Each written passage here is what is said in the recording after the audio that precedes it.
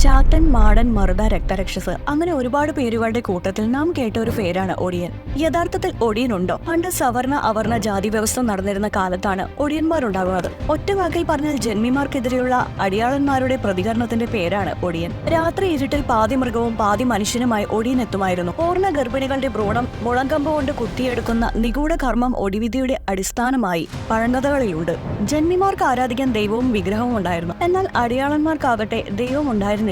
അങ്ങനെ ഇരിക്കെയാണ് പാണനായിട്ടുള്ള ഒരു വ്യക്തി തങ്ങൾക്ക് ആരാധിക്കാൻ ഒരു ബിംബത്തെ ഉണ്ടാക്കാൻ തീരുമാനിച്ചത്. അതിനായി തീയിലൊരു ബിംബത്തെ കരിച്ചെടുത്ത ഈ ബിംബം കരിങ്കുട്ടി എന്നറിയപ്പെടാൻ തുടങ്ങി. കരിങ്കുട്ടിയെ ഉപാസിക്കാൻ തുടങ്ങിയ പാണന്റെ പ്രാർത്ഥനയിൽ സംതൃപ്തനായ കരിങ്കുട്ടി പ്രത്യക്ഷപ്പെട്ടു. ജന്മികളെ മുഴുവൻ നശിപ്പിക്കാൻ തങ്ങൾക്ക് എന്തെങ്കിലും ശക്തി നൽകണമെന്ന് പാണൻ ആവശ്യപ്പെട്ടു. പൂർണ്ണ ഗർഭിണിയുടെ ഭ്രൂണം മുളങ്കമ്പ് കൊണ്ട് കുത്തി അത് ഇരു ചെവിക്ക് പിന്നിലായി തേക്കുമ്പോൾ ഒടിയൻ പാതി മൃഗമായി മാറുന്നു എന്നാണ് ഐതിഹ്യം. പോത്ത്, കാള, കൂമൻ, പൂച്ച തുടങ്ങിയ വേഷങ്ങളിലൂടെയായിരുന്നു ഒടിയന്മാർ മാറിയിരുന്നത്.